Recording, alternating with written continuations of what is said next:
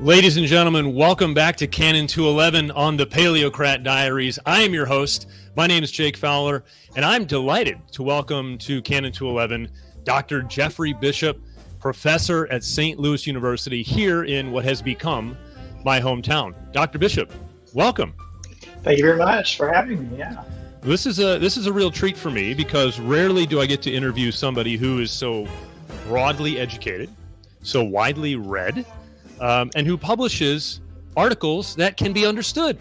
This is amazing. So it's a hat tip to you, honestly, because a lot of times you read things academically and you come away thinking that you are just the dumbest person in the world. I read an article today. It's the fourth time I've read it. I still don't understand it. And either that guy has a huge brain or I'm just really dumb, right? Or both. Could be both. But you, sir, on the other hand, your articles in Church Life Journal over the last 9 to 12 months or so have been not only interesting, but extremely easy to understand. So I think that's a sign of your erudition. Well, it's actually a sign that Church Life Journal publishes things that can be understood. So otherwise they wouldn't take my some of my other publications. Well, I have written some of those egg-headed articles that I've been accused of, not being understandable. So I'm guilty of that as well. I got to look at your CV when I was doing my background research, to see like, is this character a good fit for my program? And it's like pages and pages and pages of publications. So, ladies and gents, I encourage you to go to Church Life Journal. It's put out by the McGrath Institute, Notre Dame, and Dr. Bishop's articles are there as well as dozens of other interesting things. The ones we're going to be discussing today, two in particular, but some others may come up. The resurrection of the bodies we have from April of this year, and then one called MAiD, that's MAiD, so Medical Assistance in Death. Culture, Meaning, and Death is the subtitle, and that one was from last November. What can you tell me about culture, death, bodiliness, resurrection? Where do you want to start? Well, we should probably start with death. I wrote a book a number of years ago called The Anticipatory Corpse: Medicine, Power, and the Care of the Dying, in which I kind of looked at the way the medicine as a culture conceives of death. And in that book, I sort of argued that we have a certain way of thinking about death, that where death becomes a kind of what in egg-headed philosophy circles we would call a kind of epistemological norm for the living body. In other words, we think about life by starting with death. Death becomes kind of the ground upon which medical knowledge is built. And historically, that seems to be true in that modern medicine was born out of a kind of newfound zeal, a kind of fetishized zeal of looking at the dead body as the ground of knowledge. And so what you'll find in the latter part of the 18th and early part of the 19th centuries was a kind of zeal for anatomic dissection. And that's the time when you probably would have heard of the practices of grave robbing for the purposes of digging up bodies in order to gain medical knowledge. And there was this ideological position at the time in that culture that the closer you could look at the body after it died, the more likely you were going to find this line between life and death, and that dead body was going to tell you about life. And so it was not uncommon for medical students to kind of, in a macabre way, in the late 18th and early 19th centuries, to wander around graveyards or wander through the poor parts of a city, looking for who's going to die, so that they could be certain that when they died, they arrived at the cemetery to dig the body up after the funeral rites and the burial had happened, and that was later made illegal. But it was primarily to keep the doctors away from being like vultures, that this practice was made illegal.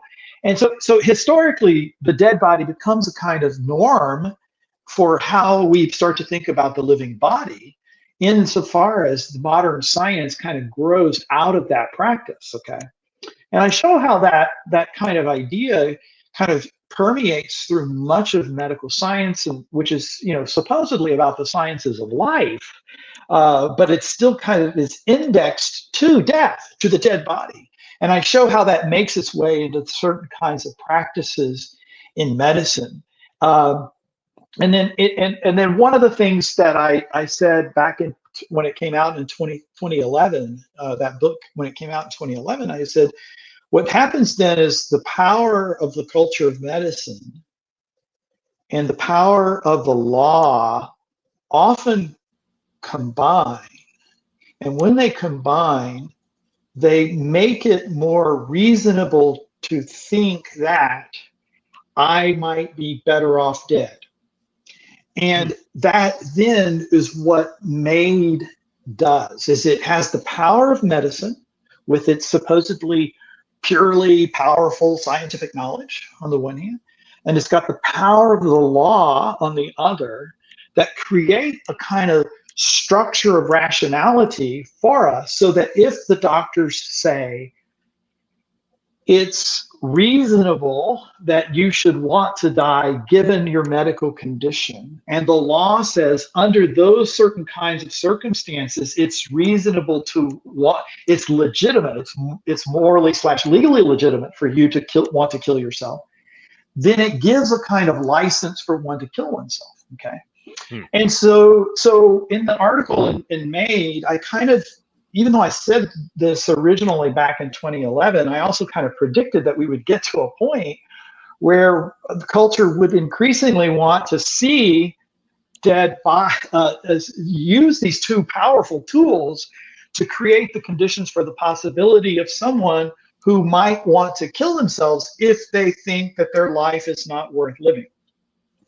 And so I show in that article in the Church Life Journal how this has played itself out, particularly in Canada, where everyone thinks they're giving moral legitimacy to something, but what they're actually doing is endorsing something, because granting moral legitimacy to it creates the conditions for the possibility of one to say, oh, therefore I'm reasonable about this. And what we found is that in many instances, and I showed a couple of those instances in that article in particular, where people who are living with disability essentially wind up being convinced that because it's just because it's legitimate in this way, this is probably the best choice I can make, even though I show a couple of those instances where they wouldn't make that choice otherwise, especially if we created a culture in which they could live their lives in spite of their disability. They could live their lives in a relatively free manner, relieved of pain, etc. So these cultures create our forms of rationality, and we live inside this perverse rationality of the power of medicine and the power of the law combining together to make something that traditionally we thought of as not legitimate to become legitimate. So what you seem to have identified then as like the undercurrent to all this in your article is that that superstructure, if you will, has made death not a privation, but a good. That's right. It's made it a positive choice rather than something that's it doesn't have existence in and of itself, but is merely the lack of another thing. That's right, because death is a privation of the precondition, or the precondition, which is life, and that's the moral structure that we've often thought about death within, is that it is a privation. And that's a long tradition in Christian thought for evil and death to be thought of primarily as privation, right? You find it as early as St. Augustine, for instance. And so what we've done is we've turned it from something that was a privation into a good. And that fundamentally reframes all of our choices in medicine in a way. And I point to particularly a fascinating article published in 1998 by a philosopher of jurisprudence, Martha Minow, who made this case way back in 1998. How by turning it into a good, it fundamentally reframes all choices in medicine, even all choices in our culture. So this is like almost in a way a version of iconoclasm, where the West has now taken and turned its destructive sights on the human person as an image of God. I mean, I want to rephrase that. It's because we don't view the human person as the image of God that we feel so comfortable discarding it when it's inconvenient, when we lack utility, when there's a minor struggle. Like the example from Canada you mentioned, that fellow wasn't even subject to a terminal illness. It was just a disability that, as you pointed out, would have been easily worked around, supported, and yet here we are. So we're militating against the givenness of the body. We're militating against something that it really gets to our identity in a certain way. So one way to put it, and you touched on the language of icon and iconoclasm. One way to put it is insofar. One way to put it, if we say that we are an icon of the God, if we say we are made in the image of likeness of God, one way of saying that is that we are icons of the divine, right? And insofar as we're icons of the divine, then something deep is revealed about personhood, right? So theologically speaking, where something about God is being revealed in persons, right? And that's kind of what that means when we say that we're made in the image and likeness of God.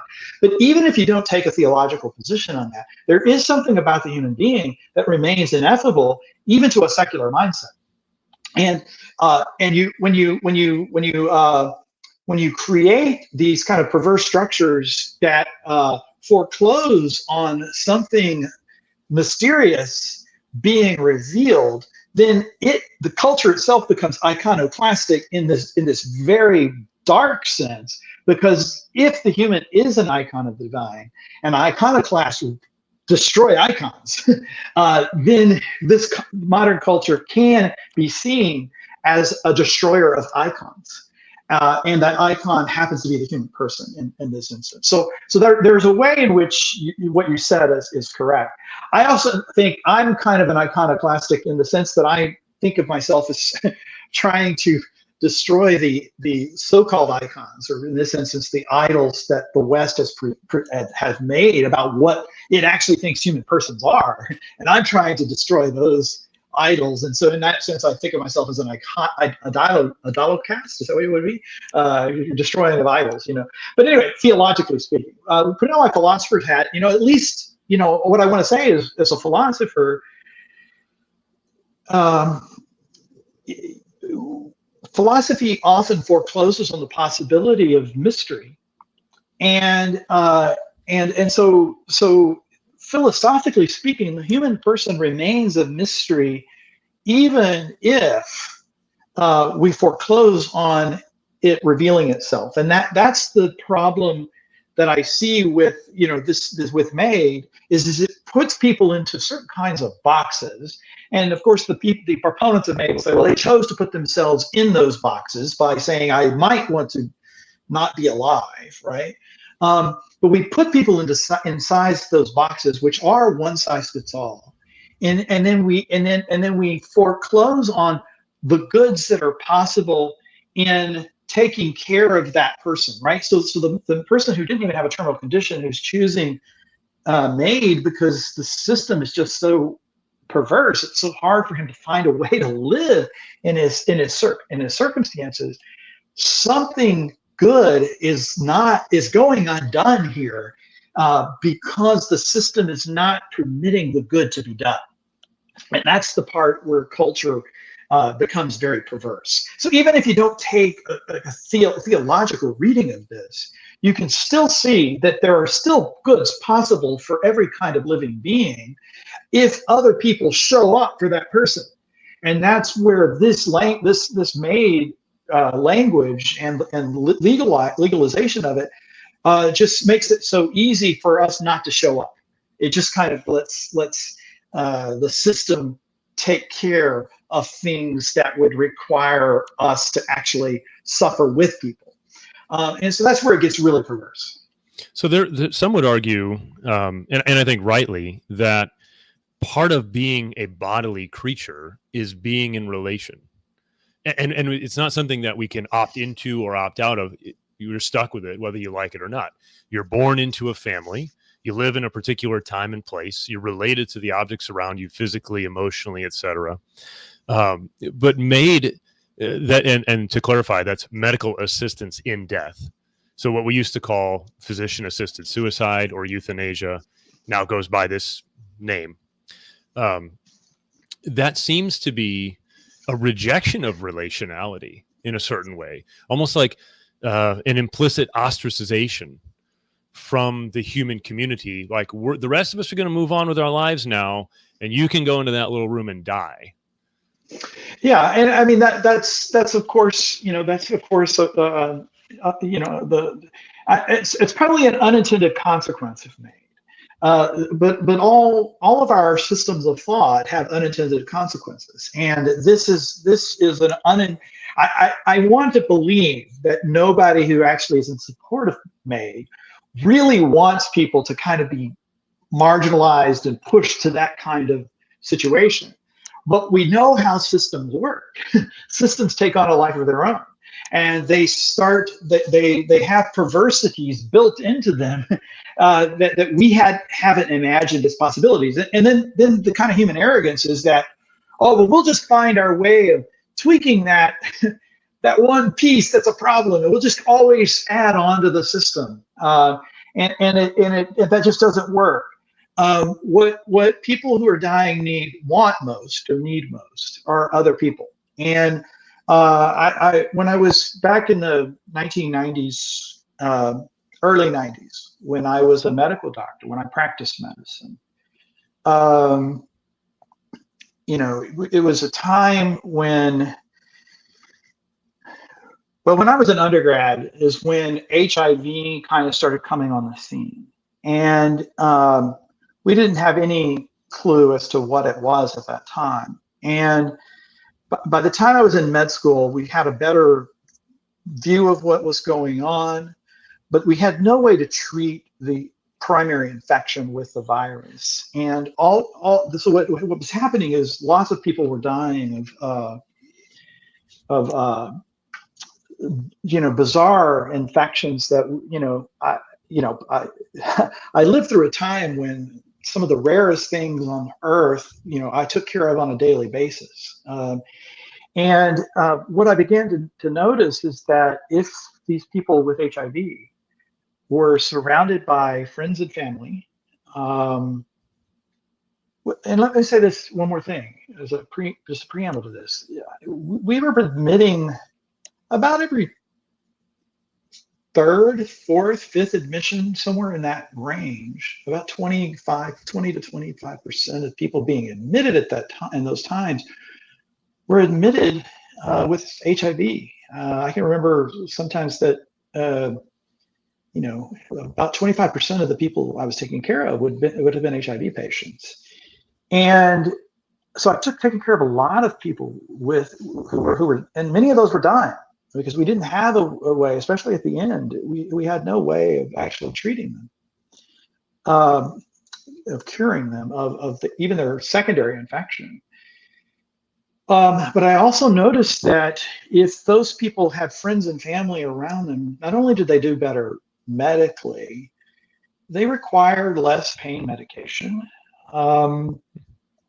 They didn't want to be medicated into oblivion. And they just did better overall. And that's a subjective judgment. But doing better overall is a subjective judgment. And so it's if we created the social structures in which taking care of the dying was part of the everyday life of like just you, you know that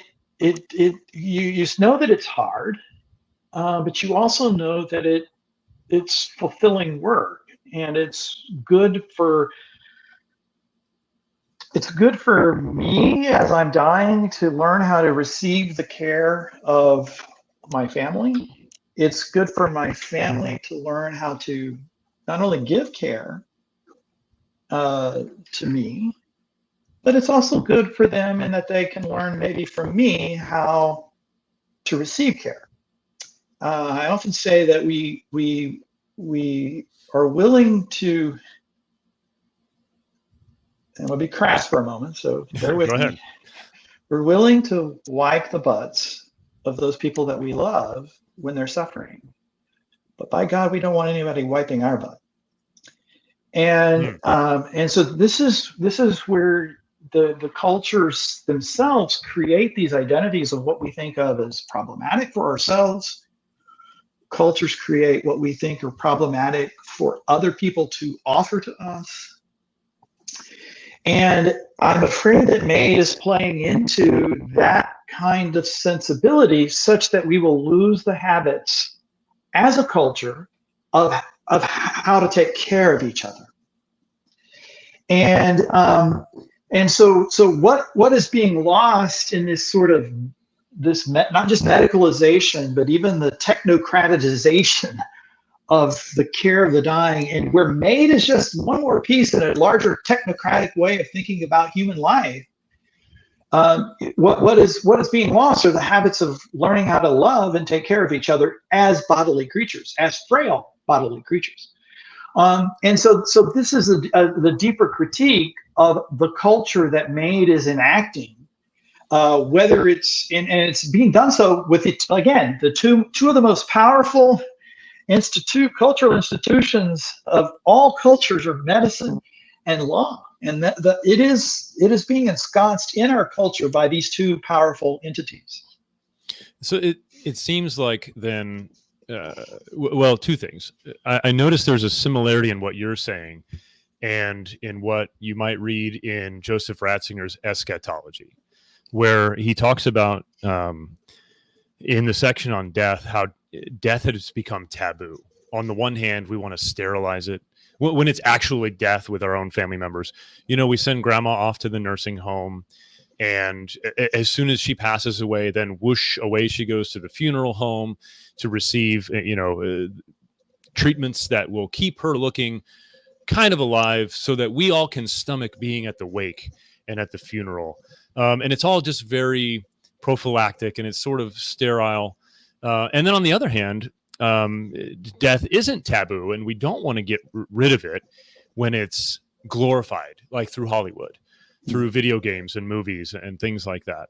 There are, what are the kind of TV shows or the kind of movies that do best? Well, it seems like, I could be wrong, but it seems like the ones that incorporate a lot of violence. The like Dexter, that show about a serial killer, and there was another one whose title I forget. And it's like the advertisement, it's dripping with blood, and people must be salivating over this. Otherwise, TV networks wouldn't be producing it.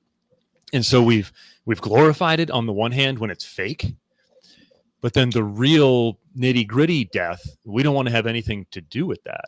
And so I'm sensing there's a similarity there in Ratzinger as to what you're saying as well.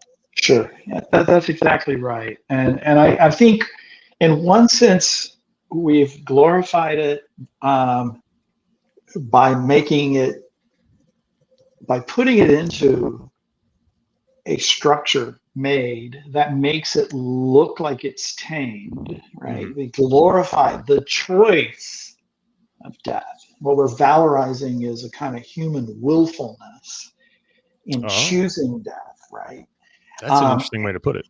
And then we're demonizing those, and this is what will happen, I'm afraid, with MAiD. And what is happening in Canada is that those who will themselves to stay alive now have to get a justification for choosing living, because there will be subtle pressures. There already are subtle pressures that if you have a terminal condition or if you have even a non-terminal condition where you have to put MAiD on the table as an option. And now you have to say why I'm not choosing that. Mm-hmm. Okay. And it's sort of like, well, in your case, it would be perfectly reasonable to choose this. And now you have to say, but I'm not choosing that. And so what happens in medicine many times then is a kind of, well, why aren't you choosing this medically sanctioned, legally sanctioned option? We already put subtle pressures on patients to choose the things that we, as the powerful institution that medicine is, ought to choose. Like we question their rationality, for instance, if they choose not to have a certain kind of surgery or choose not to take a certain kind of medication. Immediately we say, oh, are they rational? Do they have capacity to make a decision? It's not until they disagree with us do we question their rationality. That often happens already in medicine. Throw in MAiD as, oh, well, obviously there's this other, in addition to these chemotherapies, here's this other option. Now you have to have reasons why this option, you're not choosing the MAiD option. So there are these subtle forces that are going to come into play, or that are already coming into play, that, you know, even in 2011, when I was sort of writing the book and describing this, I was sort of like, this will happen. And sure enough, it is happening in 2024. So let's shift gears a little bit. And what would you say then is a proper cultural appreciation or cultural understanding of the mystery that is death? Yeah. Well, we've got to talk about culture now, and I'm gonna turn to a pre-modern culture, a pre-modern way of thinking about this, just to give a kind of illustration of how this might fit into a way of thinking. And of course, you know, I'm a Christian, so it's going to be a Christian pre-modern way of thinking. And so what you find at the front of every church is the baptismal font, and the baptismal font is the place where we are baptized into Christ's death. And so what from the very beginning of the entry into the church, both as a child, I mean, think about this: a newborn child arrives at the church door, and the first thing we have to say is you have to be baptized into the death of Christ in order to be resurrected into the life of the church. And so right there in the midst of that culture, you already see a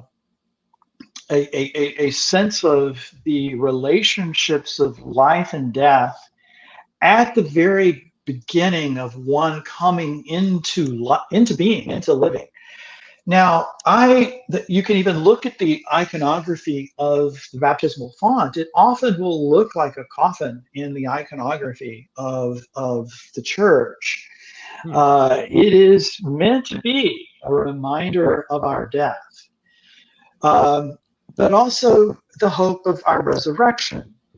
And so I do this thing at parishes. I haven't done any in the last few years, but I used to do this thing at parishes called oh goodness, what did I call it? Oh goodness, I can't remember. Life and Death in the Church or something like that. And it would be like a day-long sort of seminar in which we walk through what are our good experiences with dying, what are our bad experiences with dying. Let's look at the history of the iconography. Do like a day-long seminar with parishes, and then I'll show some of this iconography of the church around death, but also around resurrection at the same time. And it'll kind of demonstrate that, oh, this was part of the culture of our way of thinking about life and death.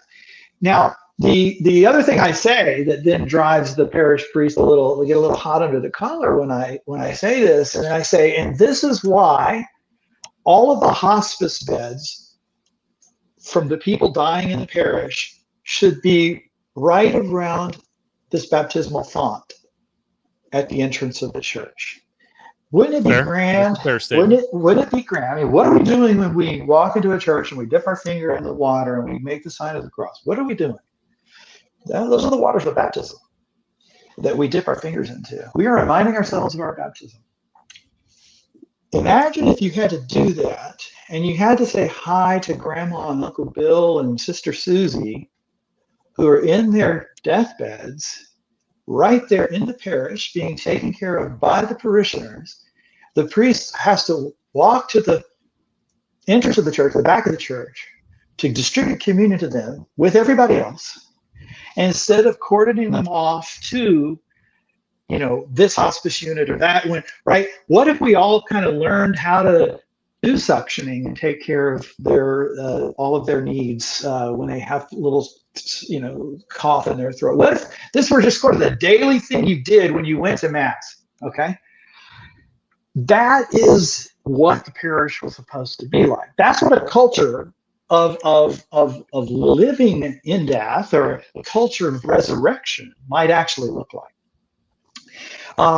Because it would take the bodies that we do have, frailing and graying and wrinkling as they are. And, yeah, there you go. It's happening to us all at this very moment, right? It would take the bodies that we do have and show that they participate in the resurrection, right? So it would normalize the everydayness of aging, the everydayness of frailty, the everydayness of failing bodies, in I would say, and possibly and probably a more culturally healthy sort of way. So maybe it looks something like that. Now that's again, that's hard, and that would probably appall many parishioners sitting in churches that I would say something like that, right?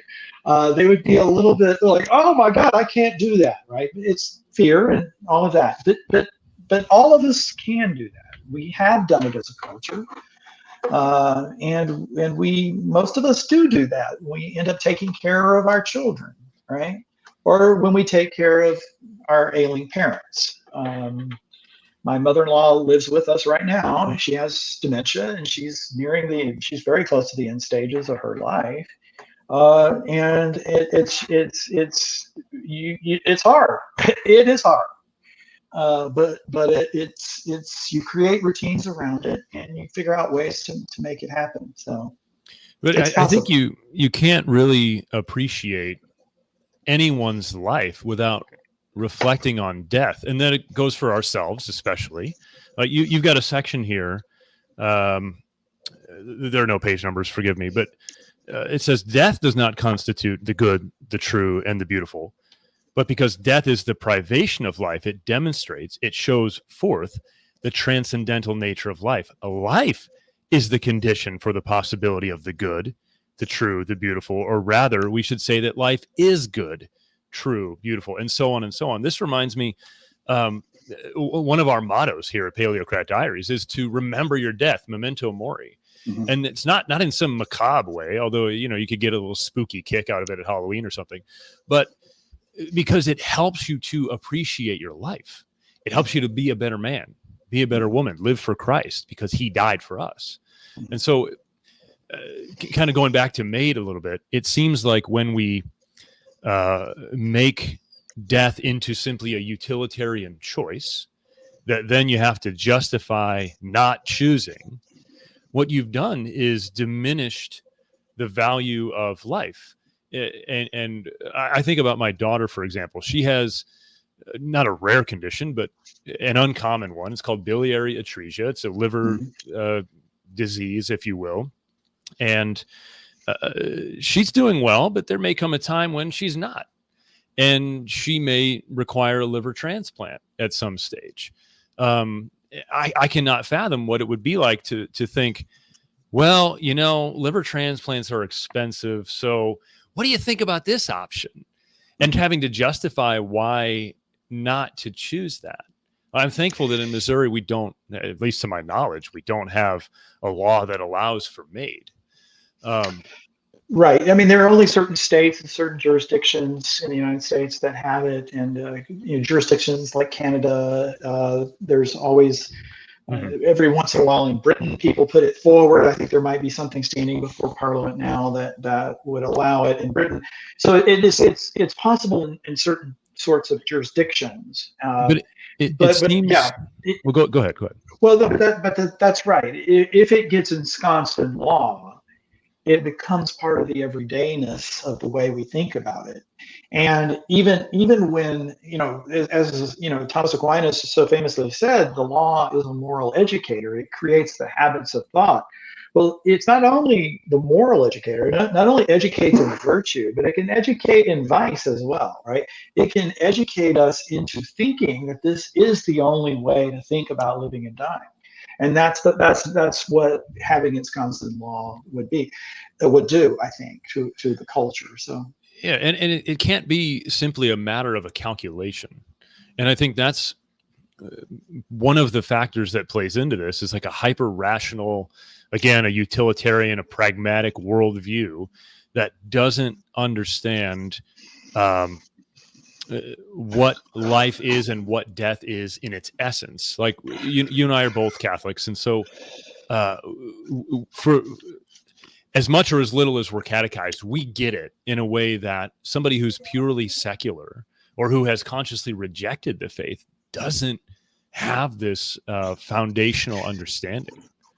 well, what I would say, you said something that's really, I think, is really important, and it's that in uh, in thinking that our utilitarian calculus can name all the goods possible, we think we enact the good when we sum it up. What that forecloses on is for goods that don't fit inside that calculus to come to the forefront. And so even the utilitarian thinking itself presumes that all the possible goods are known, the greatest good for the greatest number of people. We act like we already know what the goods are. And yet, living beings surprise us all the time. And so, like for instance, we think we know. Somebody thinks, okay, let's just take another example and we'll deploy a utilitarian calculus on it. Let's just talk about deciding to get married. We imagine that we know all the good things that are going to happen and all the bad things that are going to happen, and we're just going to add them up at the end of the day, and we're going to have a net good, and therefore I should marry this person.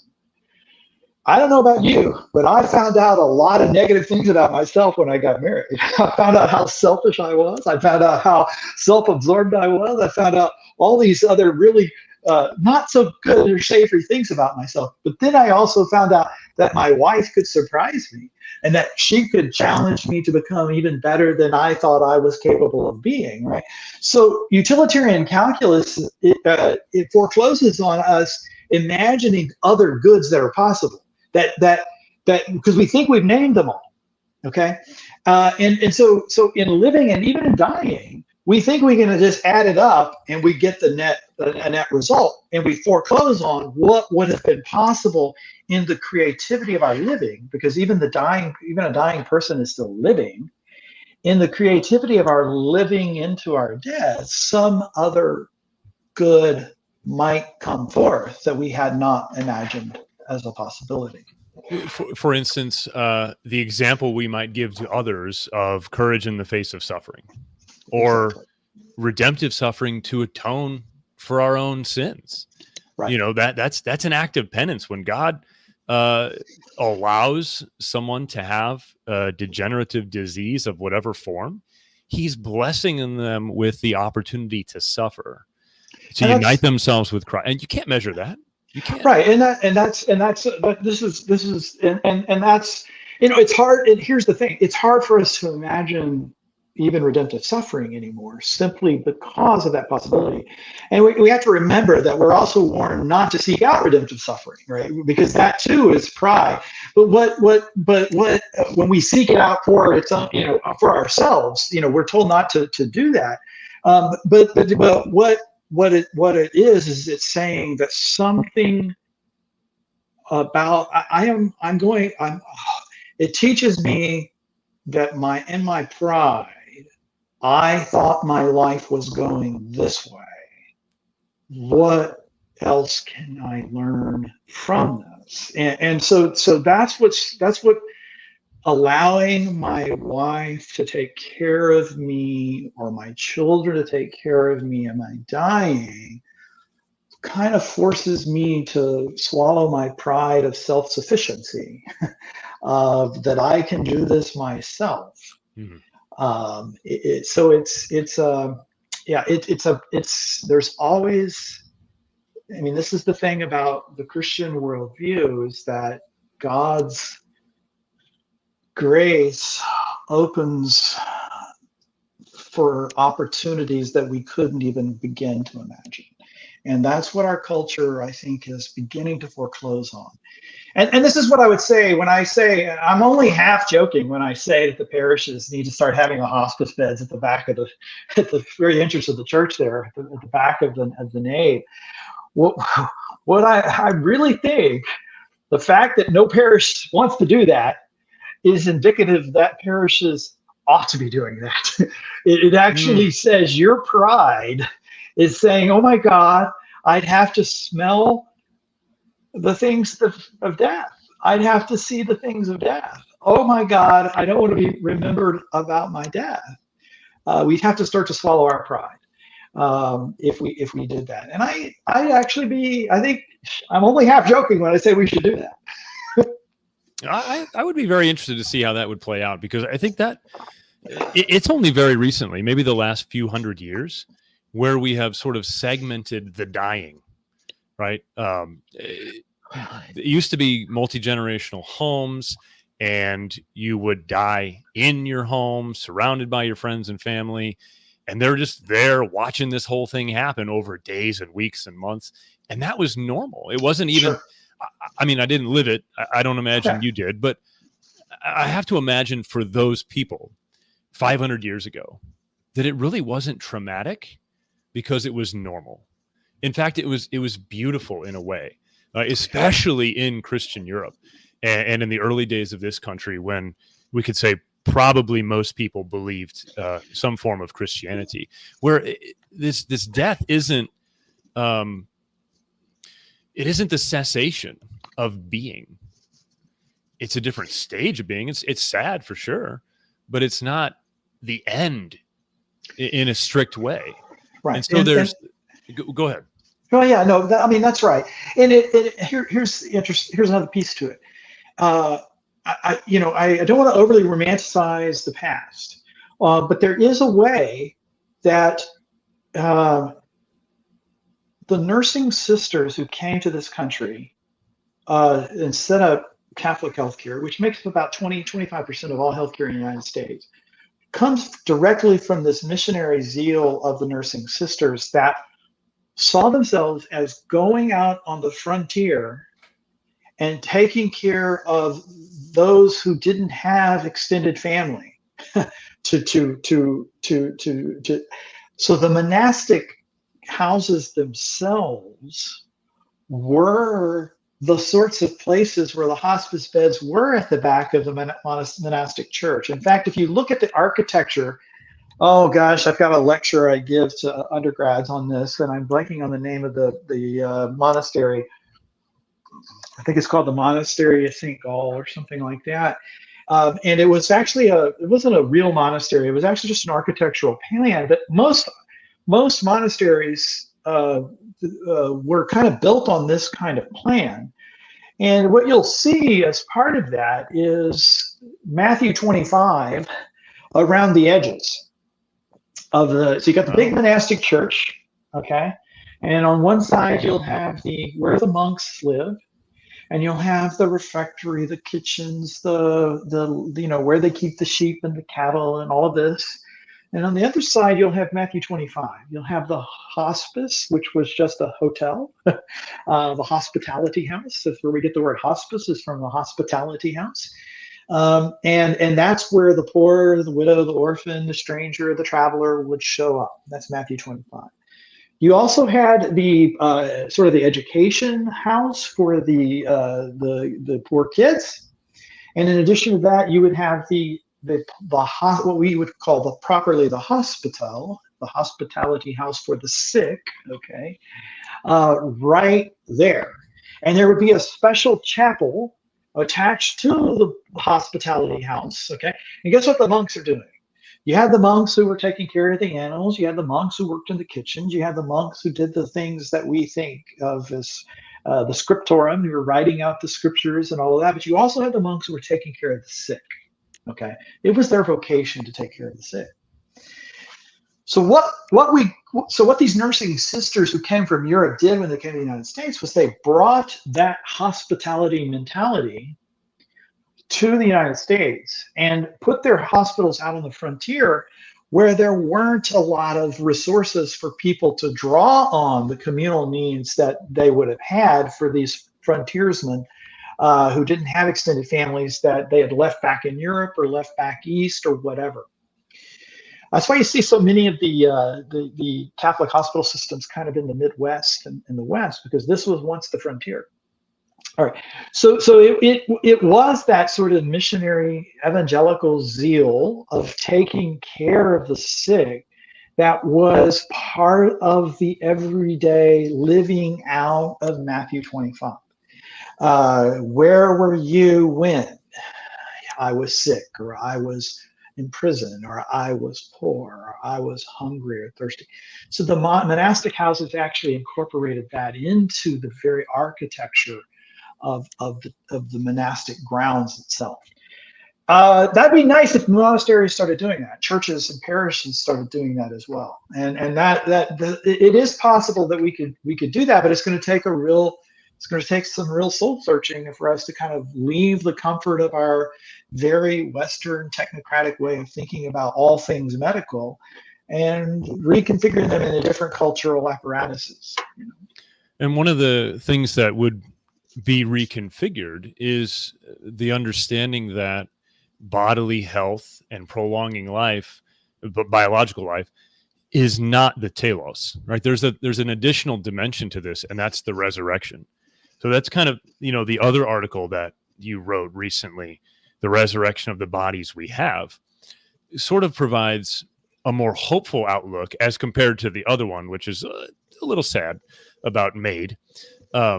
But the resurrection of the body, you identify that. Actually, I found that to be kind of a controversial statement.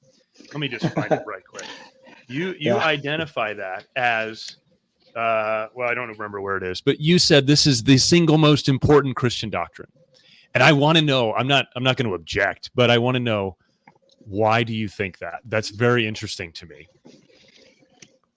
Well, I think that the proclamation of the resurrection is the central doctrine of all of Christianity. I think what it reveals about God, I mean, it's only through the incarnation that we kind of come face to face with God. So we can't even know the Trinity except through the incarnation.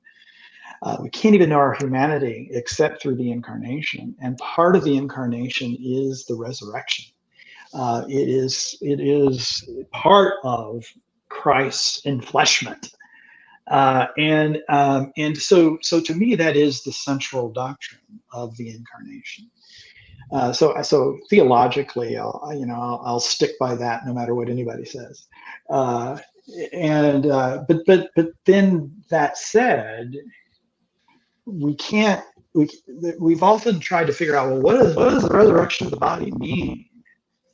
And often it becomes a kind of Pollyannish, it just like, whatever we were to the fruition of our being, that's what will be like in the resurrection.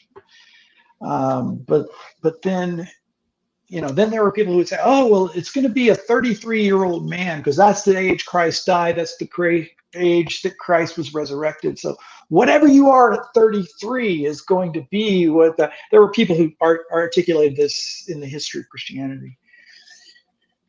What the resurrection of the body forgets is that there are otherly bodied people. And so when we kind of normalize a certain resurrection of the body and make that the pinnacle of what a body is supposed to be, a 33-year-old man, or whatever my fruition is at my time of being, at the top of my being, what we do is we demonize otherly bodied people. So what do we do with people who are born in bodies that have impairments? It's part of their identity. It's part of who they are. And we can't say that someone born deaf, I know there are many people who will not like what I'm about to say. People who are born who can't hear, when we say, oh, well, they'll be hearing, what does that do? It normalizes a state of being that I happen to have. It becomes a kind of idolatrous position to say, oh, you're going to be just like me. You're going to have the fullness of all of the things that I think are important, right? And so if you think about my own embodiment, I'm on the other side of the hill when it comes to the curve. I'm at my peak ability. I'm on the downside now. I'm 57. I'm on the other side of the normal curve of that, right? I'm still being. I still have things that are being enfleshed in me in terms of my experiences. I'm still learning. Even the learning I might do as my body is failing. If the resurrection is going to have any power, it's going to be the resurrection of my failing body at the same time as it is the resurrection of the body I have, what I think of as my peak. Okay. And so that's what I was going for in this idea of the resurrection of the bodies we have. It is not that I'll reverse all the bad stuff that's happened with this gray hair that I now have, or the fact that I have a ongoing ringing in my ears that I am never going to get rid of. It's only getting louder. Tinnitus, it's called. It's not that that's going to be reversed. The resurrection of the body is about the transformation of it all. The transformation of even the failing parts of my embodiment. And so that then means that we have to, that the doctrine of the resurrection of the body, it seems to me, if we talk about the resurrection of the bodies we have, it means that whatever great things you think you've got, and whatever bad things you think you've got, that they're going to be transformed into something else, into something that is Christ-like, the fruition of the revelation of God. Christ is the fruition of the revelation of God, right? So insofar as we're going to be resurrected, it means that even in my ringing ears and my gray hair, and even if I go completely deaf, that all of that is going to be resurrected. And that's hard for us to think about. So anyway, and I think people are, you're gonna get some hate mail from certain people about that. And people are gonna think I'm a little heretical on that, but I'm gonna stick by that. I wanna play that out. I wanna think seriously about that, because I think we have to do justice to what we call failed bodies. Mm-hmm. If the resurrection of the body is going to have any import. The only thing I could think to say is that maybe in the case of the blind or the deaf or those born missing limbs or something, is that those are privations that then will possibly be restored. But that's just speculation. I don't know. Here's what I would say to that. There are many people who it's maybe that's true. Maybe that's true. But many people who can't see or who've never been able to hear, it would be kind of weird for them to suddenly be able to see. In other words, their embodied lives, who they are, is intricately tied up with the bodies that they have. Right? I mean, so you're saying the body that you have is actually, and I just said this, right? I said, whatever we think of as the pinnacle, Mm-hmm. whatever the resurrection of the body is, it will be transformed from that. And whatever we think of as failed will be transformed. And so to me, that gets at this possibility that maybe it doesn't mean you'll be restored. Maybe it means the fullness of your being is transformed as a person who's never been able to see. It actually says, it actually gives legitimacy to their personhood and to their being.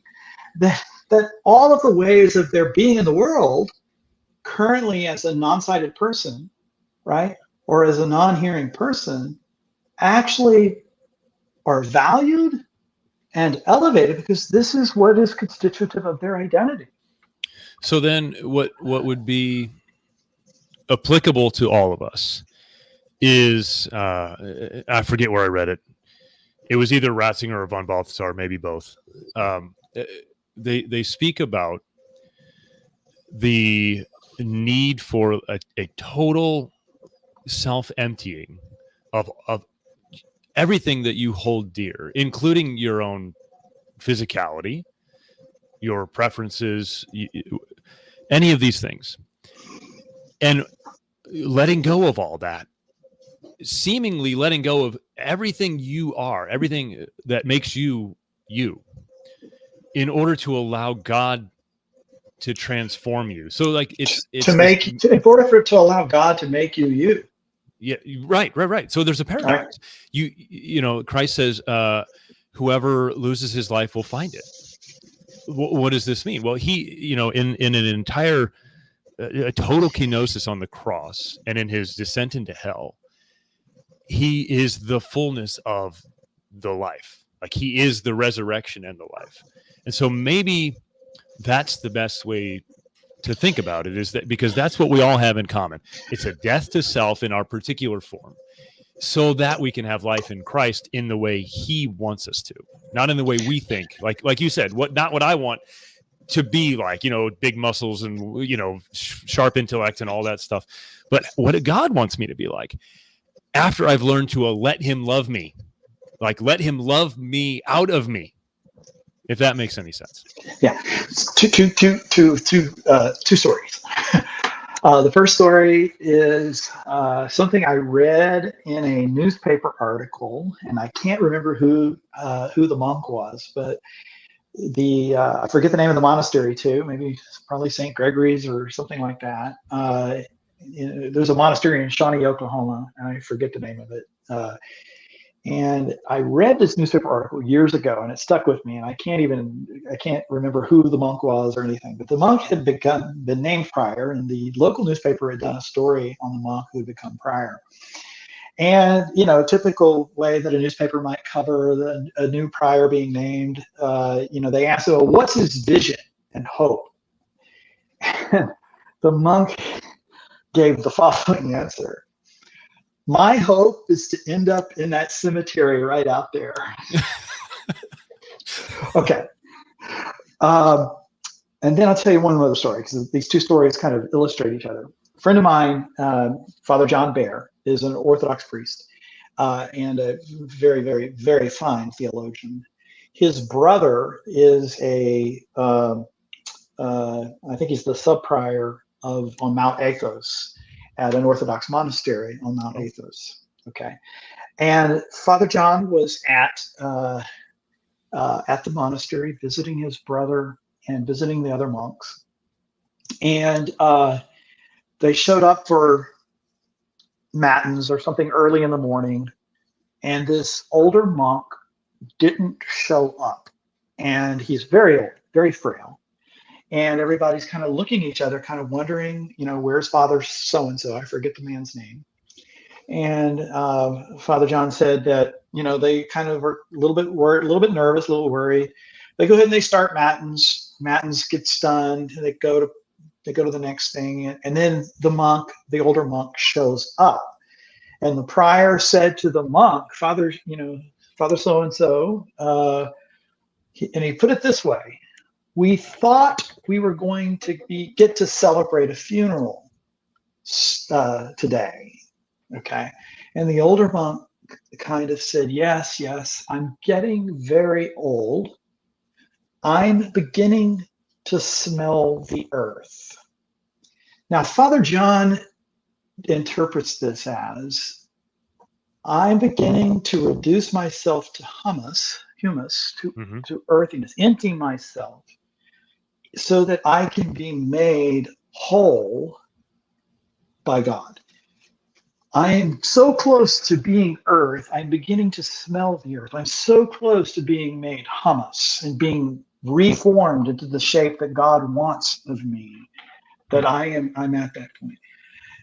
So if we think about all of our frailties as our bodies returning to earth so that they can be recreated, then I'm not sure what any of my successes mean in any of that.